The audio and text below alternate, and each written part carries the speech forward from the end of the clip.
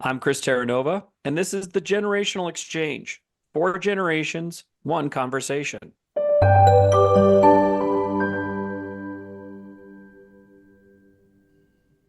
All right, welcome back. And we have our panel back together again for another episode of our podcast representing perspectives from people in their 30s, 40s, 50s, and 60s. As usual, we have Rhett Suchu back representing the 30s. Welcome back, sir. Thank you. And representing the perspective of the 40-somethings, we have Jeremy Davidson. Good to see you again, Jeremy. Glad to be here. And I know we were talking about this earlier, but I really do have listeners who want to know about the baby goats when they're born. So you're going to have to post some pictures or something on our channel when those are born. So we're going to hold you to that. 10 days or so, 10 days and counting. So we'll keep everybody posted. Right.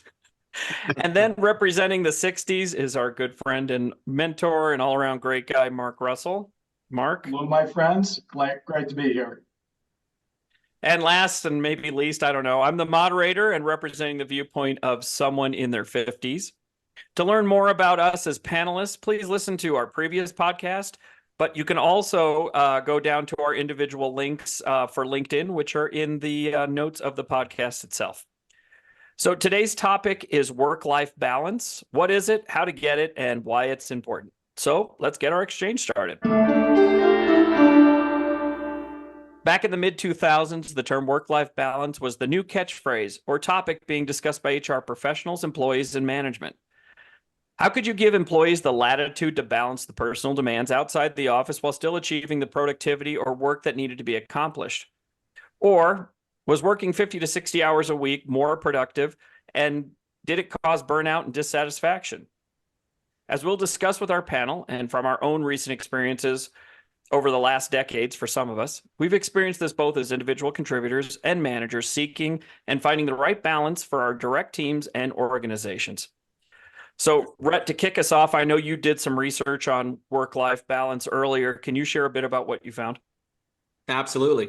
If you were to do a quick search on work-life balance, you'll get no less than about 1,000 articles, even from just the start of January. Additionally, even today, Gallup research will share that personal well-being is the new term for work-life balance, which results in employee engagement and satisfaction.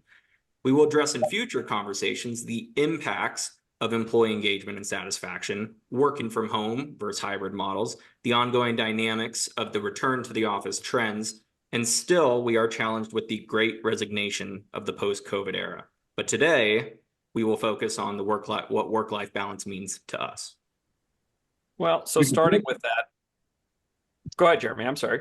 So I was going to say we could probably even toss quiet quitting into that list, right? Right. There's been so many new trends here in the last even half a dozen years.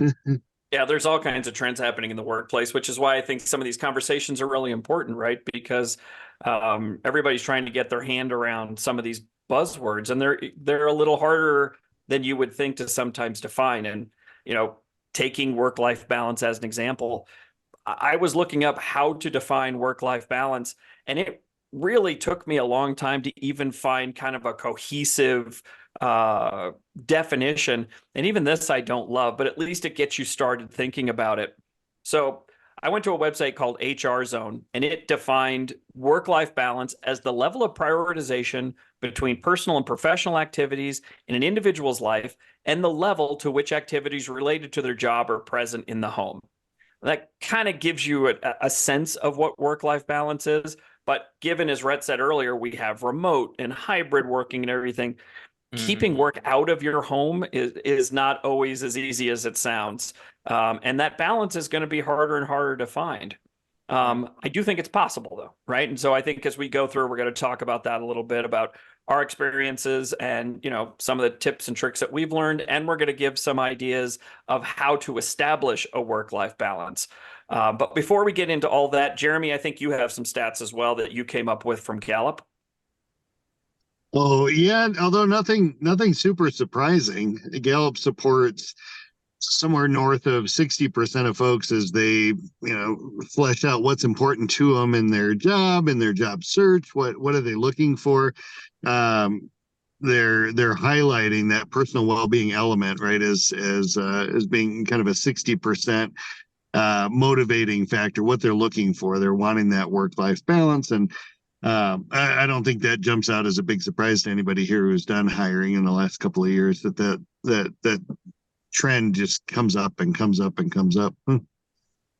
I think it's an interesting stat, though, given that I think for all of us, we talk about work-life balance. I would think the number would be higher, right? But I think that also goes to some of the generational experience with work-life balance that we're going to get into. And in fact, I found an article from Carbon HQ that kind of defines what work-life balance means to each generation.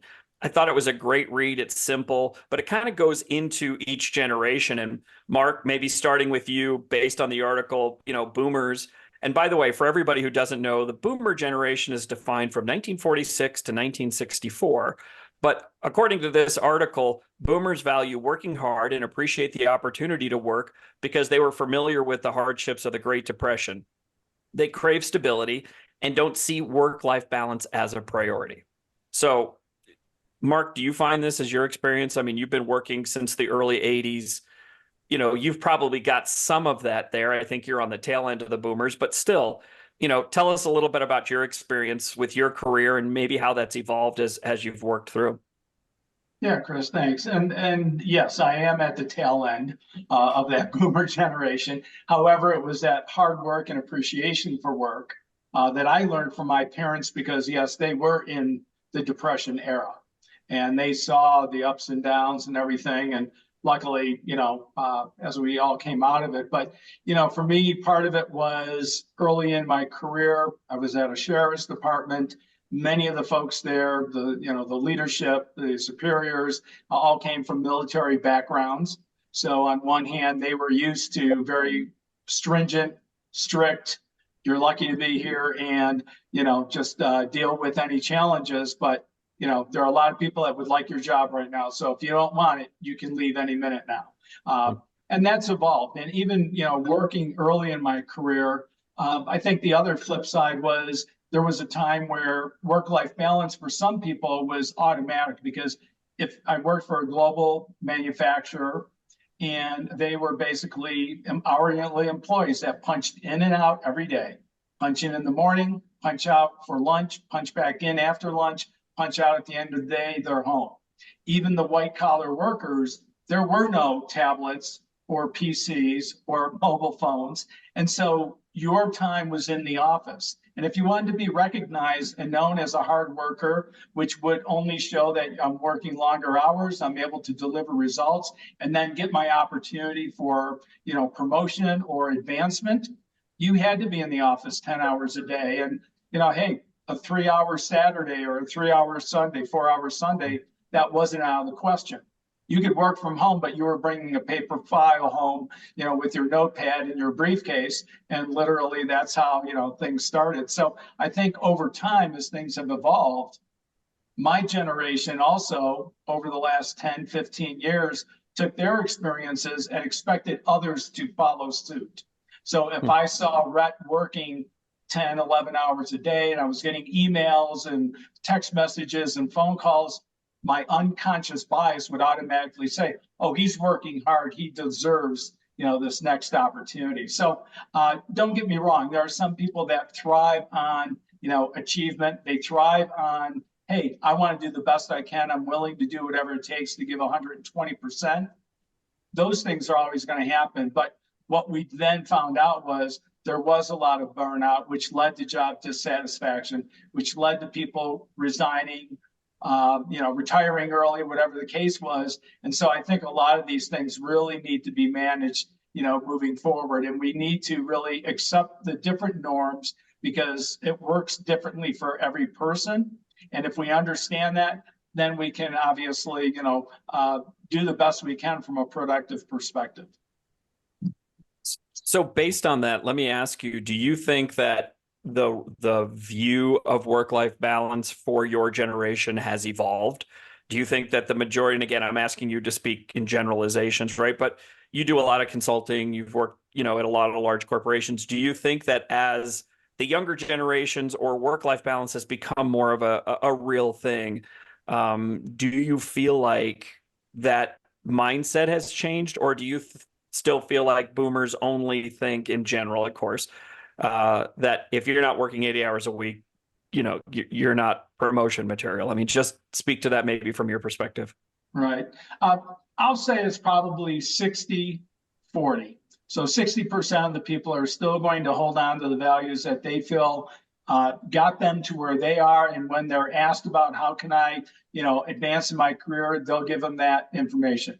I would say the other 40% are the more progressive, leaders out there that are recognizing, just like in any sports, situation, the general manager has to pick the best team. And then it's that coach that is really saying, okay, what's going to drive? Because candidly, what will drive Chris and what will drive Rhett and Jeremy and whomever is all a little bit different. And if I want to be an effective coach, right, and lead my team, if I can understand those dynamics for the three of you individually, then I'm going to get the best out of you. So again, I don't have any statistics to say that, but my gut feel is 60% are still holding on to this is what got me where I was, so I want to see it out of everyone else. And 40% are saying I need to adapt because it is 2024. Well, and I'm just going to reiterate that one of the best books I've ever read is What Got You Here Won't Get You There. So if you know of anybody who's stuck or, thinks that how they've always done it is going to how it's going to always be, that book is very illuminating. I've learned a lot of lessons by reading that book. Jeremy, Rhett, any thoughts before we move forward on anything that Mark said? Yeah, that really resonated with me. I think folks in their 40s, late 30s, maybe even early 50s, right? Our leadership tends to be Mark's age or Chris's age, but you juxtapose that against the teams we're leading, right? Which are oftentimes millennials or Gen Z. And there's a balancing act there, I think. You called out the fact that you were surprised 60% wasn't higher. In a job search myself right now, work-life balance is not a critical element for me. Culture is the work environment, who you get to work with, who you get to show up with every day. That really resonates with me. But the notion of work-life balance, and I think that's from having grown up, watch dad put on a suit and tie every day, right? Right.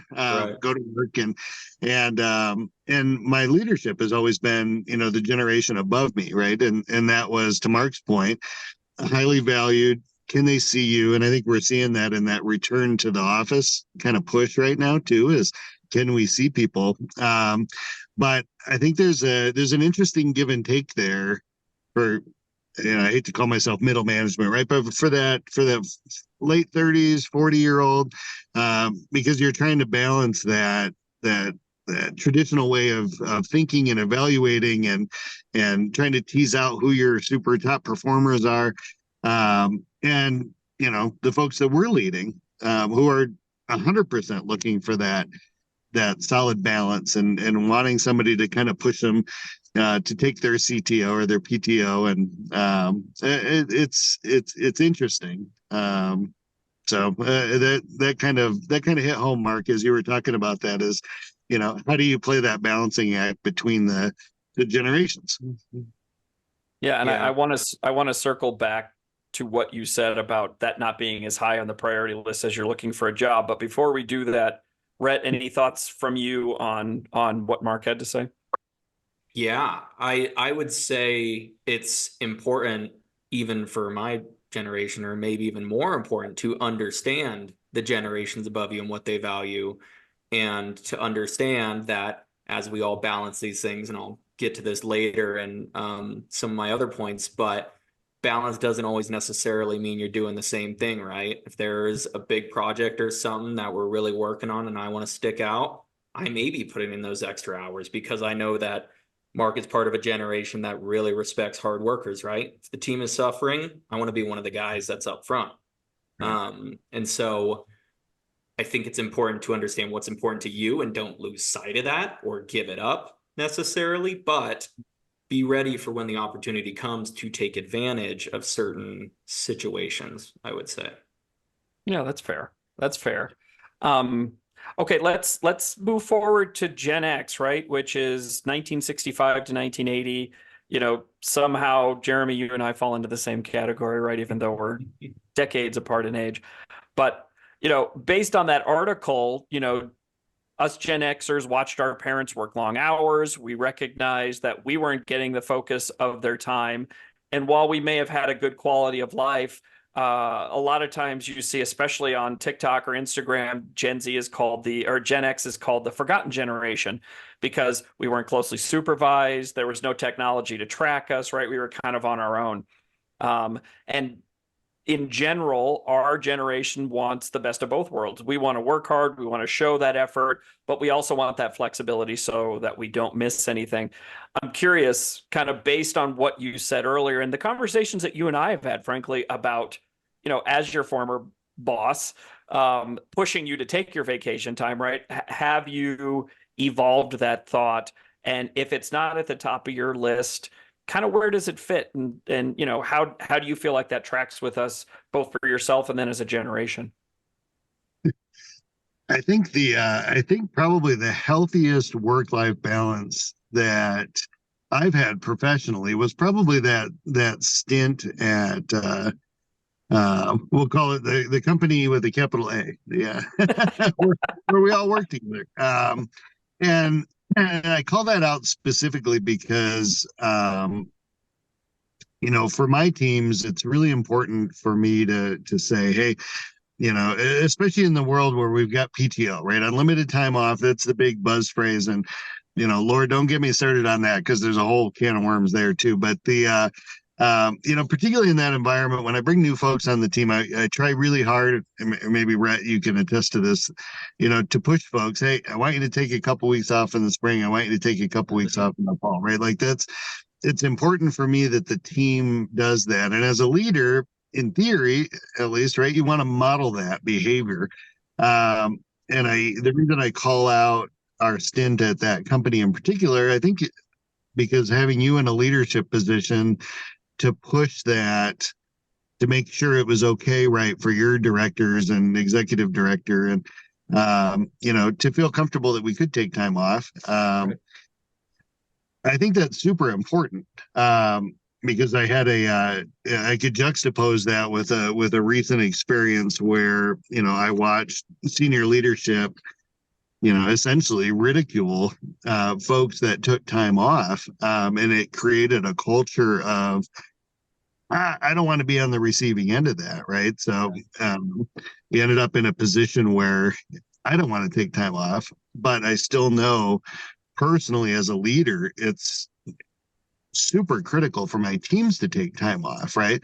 So I'm pushing them to take time off, but they're not seeing me take time off, and it creates a little bit of a rub, right? So I think the best environment you can have is that instance where, you know, top down, executive team, senior leadership, management, individual employees, they all recognize you work hard, you play hard, right? You can only do 10-hour days, 8-hour days, 12-hour days, you know, long enough before you need a little bit of time to recharge. And I think the best environments are where that comes from the top down. So that would be my take on that. You know, it's still a hard one for me. You get into the, you know, the remote environment in particular. I've been remote since 2000. I've been managing remote teams, right, probably since 2017. They're dispersed. They're spread across the time zones. You know, for me, it works really well to jump into like a 6 to 6 cadence, but I'm in a senior leadership role, right? As a department head, I want to be available to my teams. I want to be available to my customers. And that's where my comfort level is at this point in my career, at, you know, the salary where the salary is. That's what I'm comfortable with. And it's really hard for me to come up with a better balance than that. And I know you and I go back and forth on this all the time. It's not an expectation I would have for my teams. Right. I certainly don't expect my teams to work like that. but it works well for me. And I don't know where that comes from. If that's from a stage in life, I had a household. I've got fortunately got 5 wonderful kids, 40 goats, 40 chickens, a wife that manages the farm and educates the kids, and it's phenomenal. But that kind of puts the work, the earner mentality on me, and I like that. We get to be the provider for the family, and I like that role. So it never really jumps out at me and occurs to me to ask, even in a job search situation, what's the work-life balance look like? Because I like work. So I don't know. What's your take on that? I feel like I went on a little bit of a tangent there, but what's your take on that? Because particularly at the leadership level, right there, I think there's an expectation that it's no longer a 40-hour-a-week job. Yeah, I think it's fair. I think I had to learn it over time. I came from an entrepreneurial background where you just kind of ground it out and worked, and you just kept going. And you and I have gone on many business trips and done that, or called each other at 11 o'clock at night and did what we needed to do. But, back at the company, before the company with an A, I had a boss who was very, very, and it wasn't Mark, by the way, it was the boss before Mark. But, he was very insistent that we make sure we take our time off, but he was terrible at taking his time off. And I had finally, if we go back to our mentor conversation, I felt like I was close enough to talk to him. And I said, you're leading by example, and your example is you never take time off, and you're always answering your emails. Even if you're 15 hours ahead, if I send you a text or an email, you're answering it in 30 seconds, which sets the expectation for someone like me or someone like you that I have to do it too. Even if I'm, they're saying, take your time off, take your time off. And I do genuinely think it's meant. So for me, as someone who's kind of grown through that need to always be online to show I'm a good boy, or my tail's wagging, or I'm working hard, I've found that if I pull back just a little bit, I'm a better employee. Right. And I would say, respectfully challenge you a little bit to think about, if you're not doing it for yourself, look at the perspective that you're giving your team, because they're watching what you're doing too. And you don't want to create that sense of guilt or fear that, yeah, he's saying that, but he never does it. So is he really watching me because I work all the time? Right. So to me, it's something to think about. But I think for our generation, just like with technology and a lot of things, we're kind of that sandwich generation where, we started pre-technology, we grew up into technology, and now we're kind of into it. I think that's the same thing with work-life balance, right? Is that, yes, we do want to have it all, but to Mark's point, even when my kids were little, I didn't have as much technology as we do now to be able to be everywhere, right? True. So, but my opinion on that has evolved quite a bit. I want my time. I want to work hard when I'm in the office, but if I'm off, I'm off. I mean, I'll talk later about some of the things that I did to help separate those things. That doesn't mean I had to say this to myself, so maybe I'm saying it out loud to you as well. It doesn't mean I don't care, or I'm not passionate about my job, or I'm not a hard worker. But I think I'm not as effective if I'm always grinding, right? Or putting the kids to bed at 9 o'clock and working until 1 in the morning because I feel guilty that I went to a football game, or I watched a soccer game, or I finger painted with the kids. I don't want to feel like that. Right. So to me, I've had to change my mindset. It is not always easy, but it has changed over time. So I don't know if that resonates with you, or Mark, Rhett, you guys have anything to add to that? Yeah. I want to hear some concepts from Rhett. From me? Yeah. So well, we're going to get to the millennials in a second, but kind of sticking with, two Gen Zers. You've had 2 Gen Zers as a boss, right? You've got a Gen Zer now as a boss, or sorry, keep saying Gen Z, Gen X. Right. How does that sit with you based on how, like me as your boss, it's several times, Jeremy as your boss, did we do as we said, not as we do, or did we follow through? Yeah. So what I'll say is it's interesting knowing both sides, right? Because I have older parents and an entrepreneurial family and everything. So I understand nose to the grindstone, get the job done. I do. I get it, right? But I also very much understand my generation and the points that I'm going to get to later about why we maybe think the way that we do or appear the way that we do, right? But what I'll say to your guys' points about taking time off, I'll tell you, nothing made me feel better or like we were in a good spot or like I was doing a good job or that our team was prepared was then when Jeremy could go off for 2 weeks and come back and everything was fine. When you could actually take time off and come back and things were fine and you'd hear back, hey, so and so did really good, right? Like that's more of a pat on the back than any day when I get a attaboy. So I would say, you know, sometimes it even helps make your team stronger and stress test it a little bit, right? If you're able to take time off, that's what you're trying to do is build the process better. That's a great point.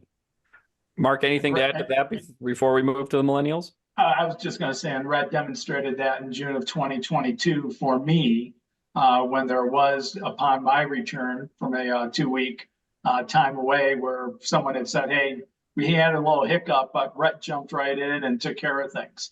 You know, instead of, it would have been very easy to send a text message and say, hey, can you call me for 5 minutes? So, no, I agree. It does, you have to set the example, and I have a couple of other examples of where I had to learn that earlier in my career, you know, back in the late 90s and early 2000s. Yeah, right. I like your take on that too, Chris. The conversation you had with your leadership, right? That coaching up. Is I think that's super important, and Rhett touched on it. I think for anybody in a leadership position, that time away, that time out of office.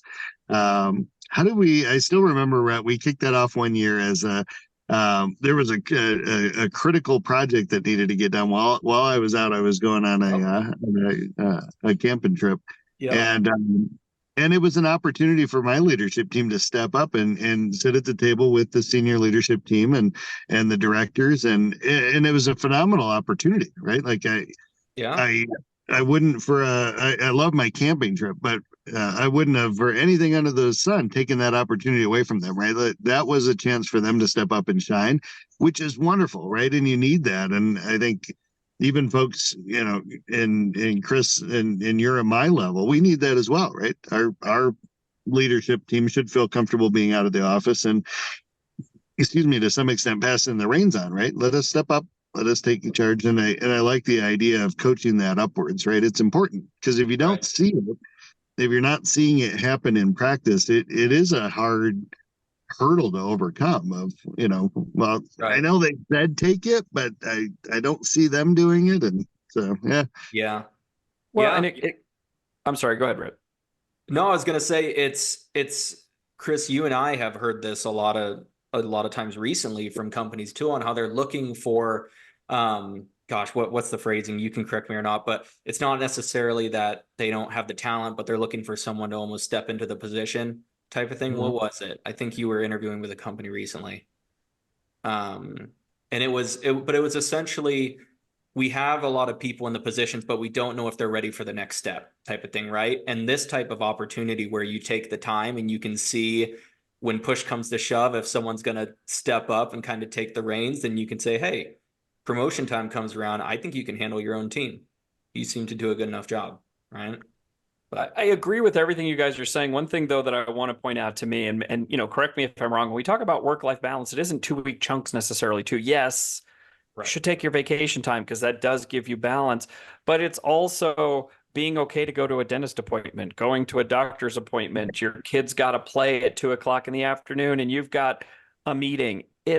It makes you uncomfortable, but you should do it anyway because those things are never going to come back. And it isn't just about kids. Maybe you like walking your dog. Your dog needs a walk, you know, whatever it is. That one class that you've always wanted to take is always at 2:00 on Thursdays. Take the damn class, you know, and if you do a good job, if you work hard, that will come back to you, in my opinion. Not everywhere and not 100%.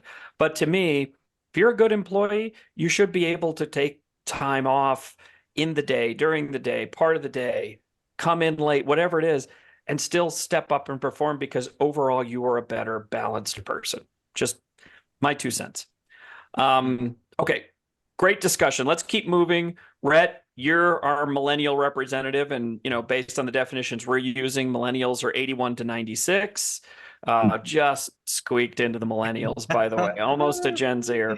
But based on this article, your generation craves even more than just work-life balance. You crave integration, which means you want to work from home, you want to have flexible hours, you want to use the technology, you want to be able to use all that and kind of balance it out. And I've talked about how in the past you're more like an old soul. I think that's why we all get along so well.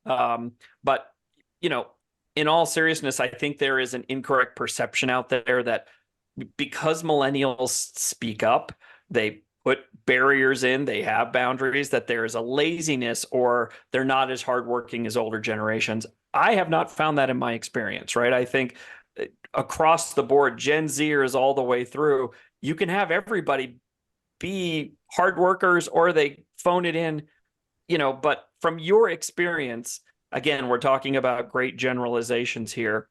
Right. Beside, with you and your counterparts, how do you feel about that, right? Do you feel like there's more work-life balance or is it more you're craving it? Can you talk a little bit about that?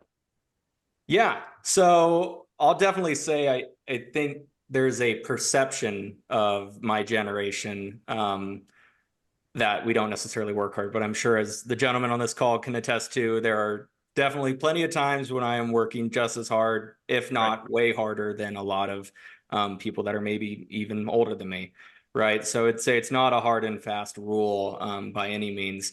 And I also have a lot of friends that are working extremely hard, that are in finance, that are used to working 80, 90-hour weeks, right? And they're really tunneling in. So I don't think it's necessarily always about the amount of work you're doing, but I will say, I think my generation doesn't generally like inefficiency and tackling a problem with brute force because of all the new technology that we have gotten, especially when we were joining the workforce, and how those improvements had so much of an impact on what one individual could do, right? And complete efficient work compared to maybe previous tactics.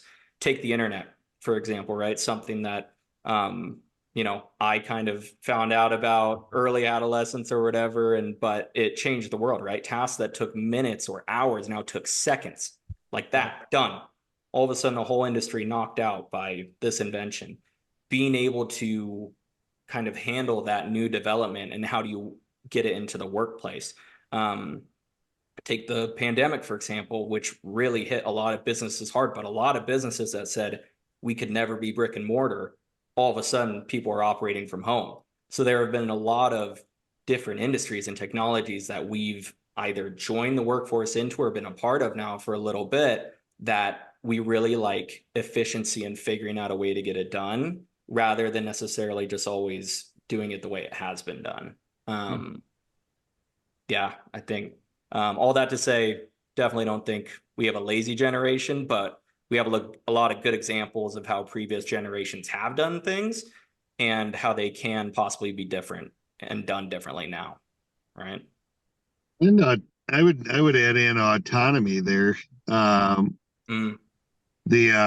had a lot of success with you guys in particular, the four or five managers that I had on the team. I think we're all, you might have been the youngest, but I think pretty close in age there. Yeah. And having the autonomy to just do what needs to be done, right? Is we kind of set boundaries. Here's how we communicate. Here's how we get in hold of each other when there's an urgent issue.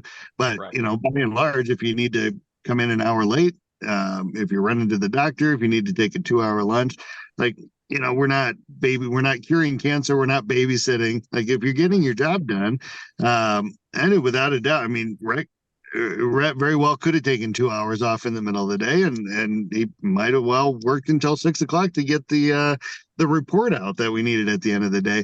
But I think that resonates. I don't know, correct me if I'm wrong, Rhett, but I think that resonates with that generation as well. Is, hey, I will get this done. I'll blow your socks off, but I don't need somebody to hold my hand all day long to get that done. Yeah, I never told you about how much I wasn't working. That was on purpose.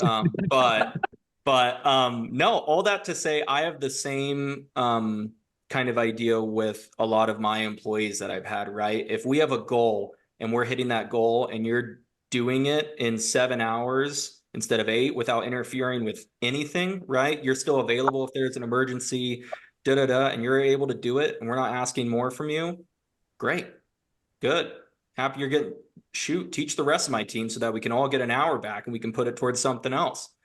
Right. Because there are going to be times, right?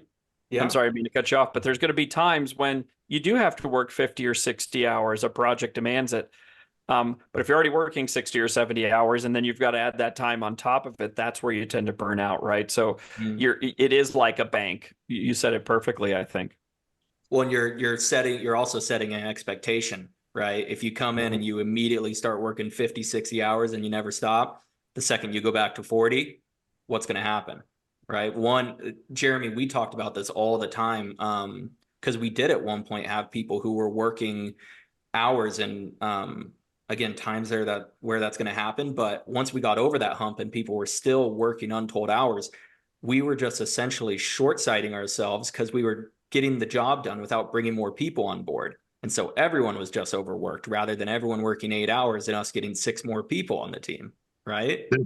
That's right. Yeah. From a leadership perspective, that can be really challenging from a resource forecasting standpoint. Yeah. You're 100% right. I don't know how many times we talked about that with the team. Hey, we need to know if you're going above and beyond, if you're doing more than 50 hours, tell us, because otherwise we're basing our level of effort estimates against our seasonality formulas on work product and work effort, and we're off, right? Like, hey, we needed 3 more headcount or everybody's going to have to work 50-hour weeks. So no, that's a great call out there, Red. Is big thumbs up if you're able to do it when times necessitate it. But if that continues, it does play into the calculus for how many people you need on your team, how much work can get done in a specific amount of time. That's a great call out. The one comment that really struck me from Rhett's comment was, quote, the lazy, right? We're not a lazy generation. I think that is a very poor perception based on 1 or 2 sound bites. And it's really an example of where management is probably afraid to have that uncomfortable conversation. Because again, I think we all have more than enough experiences where, smarter, faster beats long hours any day of the week. And right. Like, Red commented, if I can find a way to do something in 6 instead of 9 hours, then that gives us that opportunity. So again, I think, so many of these things weave together, but you'll hear me saying this next little segment, you've got to have the conversation. You got to be in alignment. And we can't take 1 or 2 examples and then all of a sudden make that the complete narrative for everything. Well, and I think, to me, the foundations of this podcast is learning from each other, right? Learning from the generations. And, I took a bit of a sabbatical here, if you will, like for the last 3 or 4 months, and I'm starting to dip my toe back into the working world. I'm starting to apply for jobs, starting to interview. For me, work-life balance is towards the top. And I've learned that from the younger generation to say, what do you expect of me? Yes, I have a high-profile job. Yes, my salary is not the average salary, all of that. But what is the expectation back, right? And it starts to make it a bi-directional conversation about work rather than just here's all the things I can do for you. I don't want it to be here. What are you just going to do for me? But to me, having that work-life conversation, which again, I've learned from people younger than me based on the questions they've asked me, the expectations they have, I've embraced it. I still think I'm an effective employee. I still think I'm going to give a hell of a lot more than the average, leader. But does that mean I have to give everything until I'm wrung out like a sponge? I don't think it does anymore. Right. So, all right. We've talked about our experiences with work life. I want to kind of switch gears a little bit to how do you start driving towards that balanced experience? And again, I want to reiterate, balance does not mean equal. It's not 1 hour of play for 1 hour of work. It just doesn't quite work like that. But, Mark, I've said this a couple of times. Work-life balance doesn't mean equal time, right? For example, if you have a big project at work, we talked about this, you have to work longer. Or if you've got a sick kid or a sick dog or you're sick, you have to take time off. So if it isn't a question of being equal, maybe starting with you, what are some of those look-fors that you want to define your own work-life balance? So part of it is situational awareness. And I think you've all said the same thing here that, there are times where those projects are going to come up and it's going to take a little bit more time and focus on those from that perspective. The second thing is then, by engaging with your managers and your leadership and coming in alignment. I have a story from probably 2008 where one of my employees sent me an email at midnight saying, hey, my flights were delayed. I just got home. And is it okay if I'm not in the office by 8 a.m.? And, very graciously, first thing in the morning when I woke up and saw it, I was like, if you're looking at this, I don't want to see you till 10, 11, maybe even noon. And I explained to this person, I said, no one sees the extra hours of travel and the flight delays and all those other elements. And, when you're sitting alone in a hotel room, you're spending an extra 2 hours because you're bored and you just don't want to watch TV. That's your time. And even in my own experiences with my business travel, that was my time, because then when I did get home with 3 children, I was able to take that. And so, again, there's going to be that give and take. It is a two-way, kind of a two-way street on it. I was very fortunate in my career that even with the hard charging software companies I was with and everything, I had great leadership. They encouraged me to coach. They said, you may not be able to get to every school performance, but if you're home in Denver and you need to leave at 4 o'clock so you can coach your son's, soccer team or your daughter's soccer team, you need to be there. And to an earlier point that, you had made, Chris, and even Jeremy, that was demonstrated because my VP ended up coming to a 7 a.m. hockey game. He walked with me watching my daughter play golf at his home course. And those are the examples that I tried to then pay that forward, from that perspective. I do a lot of collaboration with Gen Z today. My work through my alumni association as the alumni leader here in Denver and Colorado. And especially to Jeremy's earlier point, a lot of managers, they're the ones that are leading, these new first line managers are Gen Z, right? So you've got to adapt to that. And again, you've got to give that latitude to folks that, hey, if you need to take that hour and a half, you need to recharge. To Jeremy's earlier point, I was in the same situation. 80% of my employees were on the East Coast. So it was not uncommon for me to start my days at 7 a.m. But during the summer at 4 o'clock, I'd go to the practice range because I also knew that later on that evening, I was going to wrap up any loose ends and start my planning for the next day. And even talking with a lot of, again, the people 30 and under that are moving into Denver, they're coming here for a quality of life. They want the outdoor sports of hiking and, skiing and 300 days of summer. And even as I've, worked and coached and collaborated with them, I tell them, have the conversation.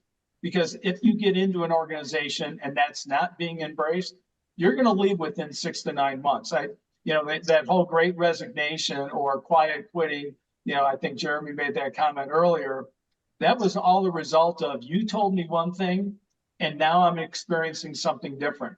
And what I really envy about that generation, because I was told, appreciate having a job and, don't look a gift horse in the mouth per se. I know that's an old saying, but these folks are saying, you know what, if in 9 months it's not working for me, I'm going to find something else because I know it's out there. So those are just some experiences that, again, situational awareness.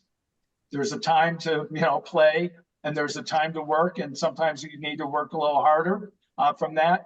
And I know with that, again, company with the A, that RTS timeframe or BTS timeframe, it was all hands on deck. People were putting in godly amounts of hours because we saw what the impact was, not only to our customer, but to their customer.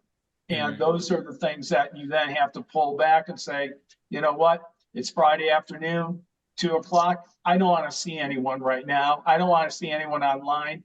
Go enjoy a beautiful summer day or a spring day. Yeah, no. And I think as we're kind of talking through this, you always have to put your own layer of experience on it. But one of the things I like about the podcast is we're trying to give you some things, like if you're struggling with this, we want to give you some tips. Mark outlined kind of at the macro level, this is what you should be thinking about. But we try to do a little bit of research here, and we found a great website. If you haven't been to Coursera, it's a great website. It's got a lot of free classes and a lot of certifications. It's really cool. But they have a great 5-step process, which again was harder to find than you would think, to help you find your balance. We're going to go through these quickly, and I'm going to kind of look to each of us to add a little imprint here. But the first one is evaluate what you're working on when, right? So that means, do you spend most of your work time and free time working or thinking about work? If so, you probably have an imbalance at work. Conversely, if you're playing Fortnite till 3 o'clock in the morning and you're not getting up and getting your work done, you might have an imbalance in your personal time. So keep looking at that to make sure that that pendulum hasn't swung too far one way or the other.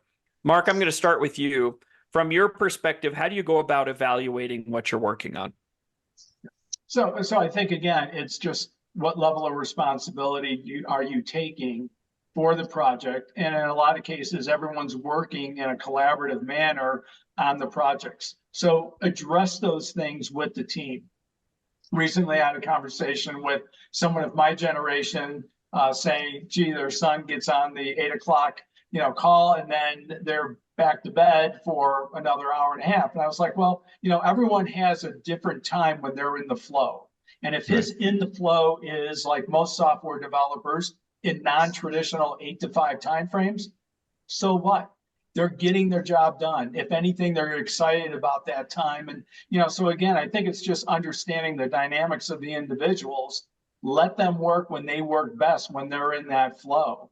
And, especially working with early stage companies, there's a lot of different hats people are working or wearing so they can get the job done. But again, there has to be that understanding and being able to say, what is it I'm going to do? But also make sure that you've got strong enough management to say, gee, why are you always delayed in the morning? You just don't seem with it. Well, I'm playing Fortnite till 3 a.m. Well, let's talk about what behaviors and habits might you want to change, because you may be letting other team members down, from that perspective. So again, for me, it's always open, honest, strong communications amongst everybody. Yeah, agreed. All right. The second thing then would be to assess what's important, right? Take a look at what's really important to you and focus on whether you're doing enough of it and whether you have enough time to engage in it.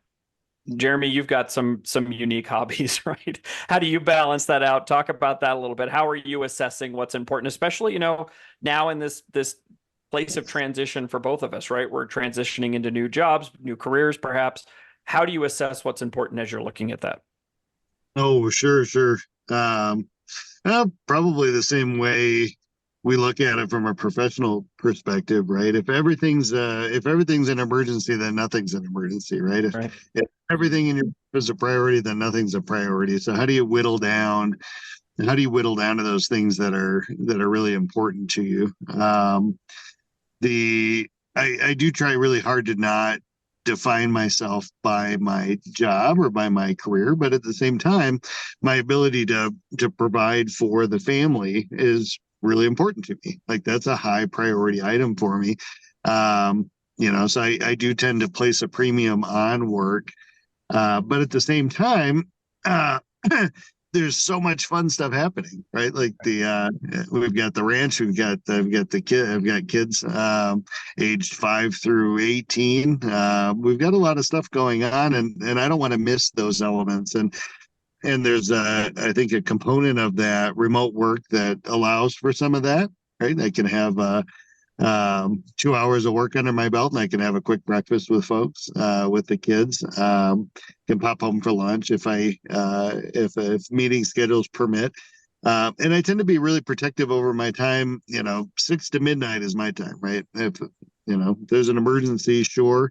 But I want to be protective over that time. It's my opportunity to spend time and make and eat dinner and take care of stuff that needs to get taken care of around the ranch. Really, really important to me. And as you know, the once a year I do try. I failed at it the last 2 years, but I do try to take that 2 week period of just disappearing up into the mountains, right? Like you can see my mountains behind me here. I love it being able to just disconnect and unplug and have a campfire, and that kind of re-energizes me. That's my balancing act. And I think we talked about it earlier. If you can set up your teams and stuff that way, it's a really good positive thing being out of the office and having your team step up and give them that visibility from a leadership perspective. But you gotta have support for that up and down the chain, right? Everybody needs to be pushing the same direction to provide for that. But I know that but if you establish it and make it a priority, it does tend to balance itself out, I think. Yeah. At the end of the day, what's the old cliche? Nobody remembers at the end of the day what you did, right? What they remember is who you are. I do take that into consideration, right? I want to be the best dad that I can be to the kids, and the best husband I can be, the best goat birthing parent I can be. Make a difference for the people that work for me too. Like that. That did make my top 5. Yes. But see, that's the great thing about assessing what's important, right? I think that's terrific. Yeah. All right, let's keep moving on here. The third thing is build a schedule and manage your time more effectively. Having a schedule and blocking out that time, again, whether it's vacation or a dentist appointment or simply having 15 minutes to meditate in the morning is important. Rhett, talk a little bit about that from, your perspective and how do you do that?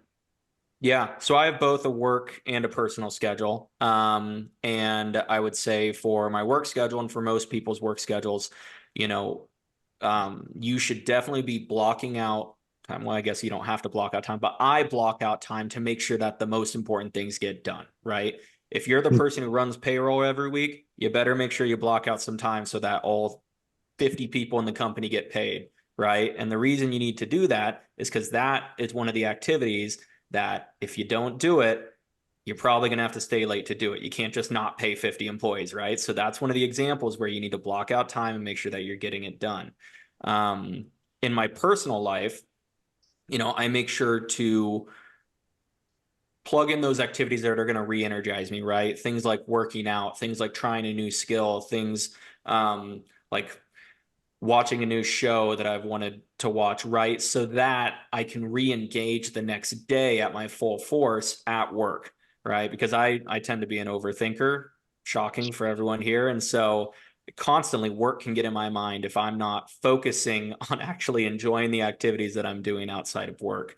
And then I guess my final point here as far as scheduling is I think if you're really struggling with work-life balance, a schedule can really help you if you stick to it, right? And that's what I would say is try to find a schedule you can stick to. And if you can't stick to it, change it and try to stick to that one, because then you can use your schedule as your cutoff, right? And I think, Chris, you might get to this point as well, right? But you're like, hey, I have to do this activity, whatever it is, going to work out or spending time with my kids or whatever it is, because that's part of my schedule. Right? No, 100%. Okay, the fourth thing would be to establish boundaries. And I'm going to speak to this a little bit just because for me, I know personally it was easier said than done. But one of the boundaries I started to set was not responding to emails at all hours of the night. To Mark's point earlier, when or Slacks or texts. I mean, we have all kinds of ways to communicate. We did have some nocturnal teams at our previous company that would ping you at 10 o'clock at night or 5 o'clock in the morning, and we had East Coast teams. It was really hard for me at first not to answer. What I found was it built the expectation that I was always available, right? So I had to start putting those boundaries in, right? So that I limited my availability. The thing you got to do with that is just make sure that everybody knows your boundary, right? It's not like, hey, I'm not taking emails from 12 to 5, but it's more like, I'm not going to answer at 6 o'clock unless it's an emergency. And work with your employer, work with your partner, work with your friends, whomever you're building these boundaries with, to say, what constitutes an emergency? What time we're having lunch tomorrow is not an emergency to me, right? So what does do that? So you are available, again, blending that balance so it's not this hard all or nothing, right? And then kind of the fifth thing, if you think about all these things and everything that we have talked about over this whole podcast, it's continuing to reflect, refine, and repeat. Look at what's happening. Look at what you're doing. Reflect on where you've been and where you're going, and continue to adjust that as you go. And if you do that, I think you're going to be really successful at a work-life balance.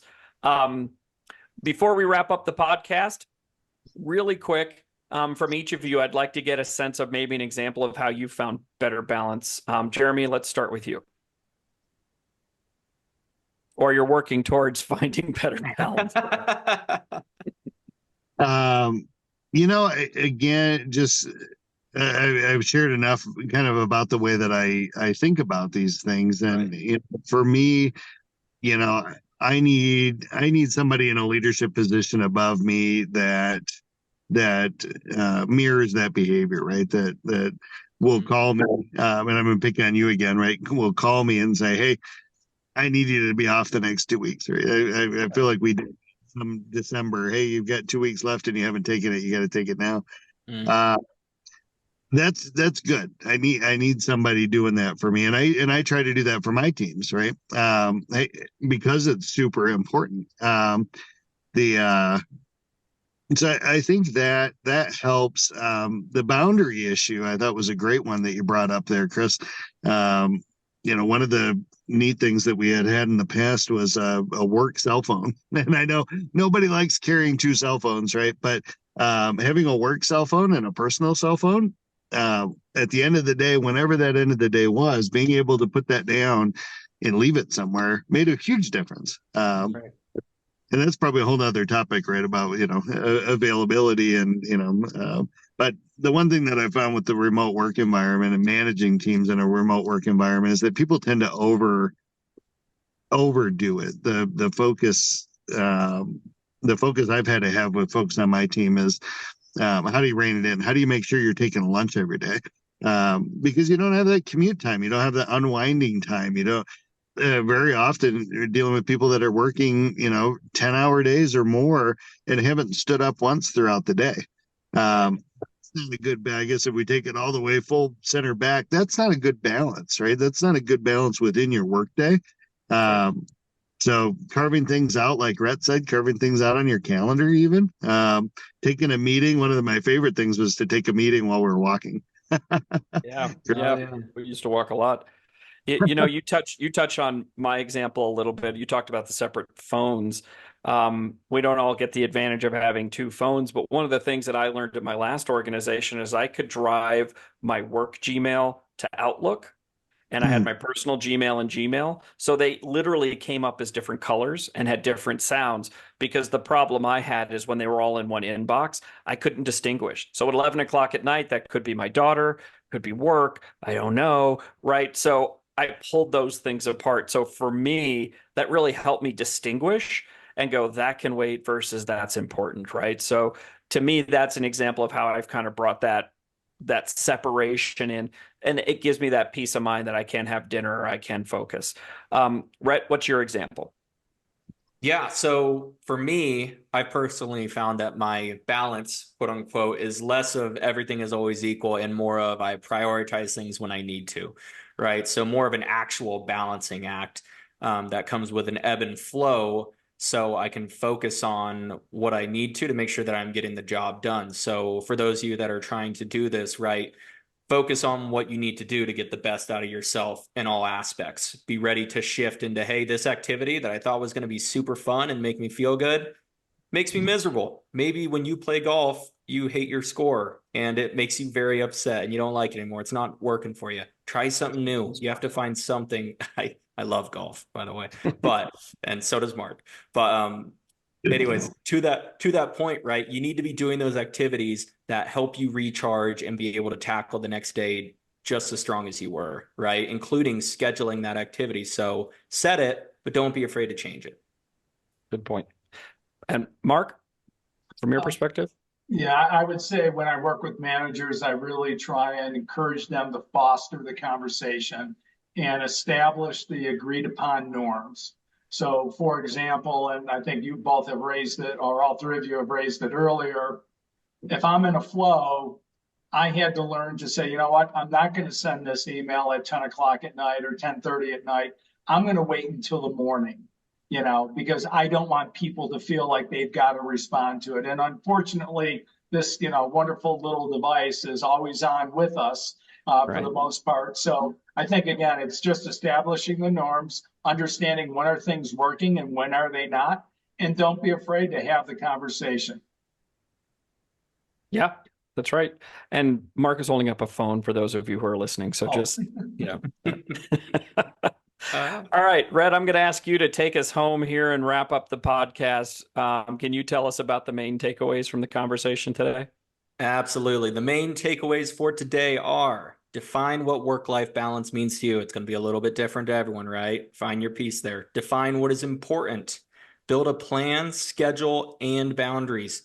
And then know it will not always be perfect, and it may not always be comfortable, but if done correctly, you will make yourself a better employee, parent, partner, and friend. Awesome.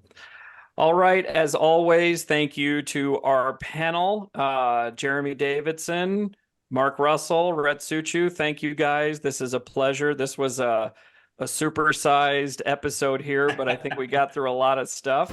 For those of you listening, thank you for joining us on this episode of the Generational Exchange. We hope that this conversation between the generations has sparked some new ideas, helped you see the business world from fresh perspectives, and gives you some things to think about. Don't forget to subscribe for more insightful discussions across the generations. And if you have a burning question you'd like us to tackle, leave us a comment or shoot us an email at cmsrconsulting@gmail.com. Until next week, from all of us here at Generational Exchange, thanks for listening and happy learning.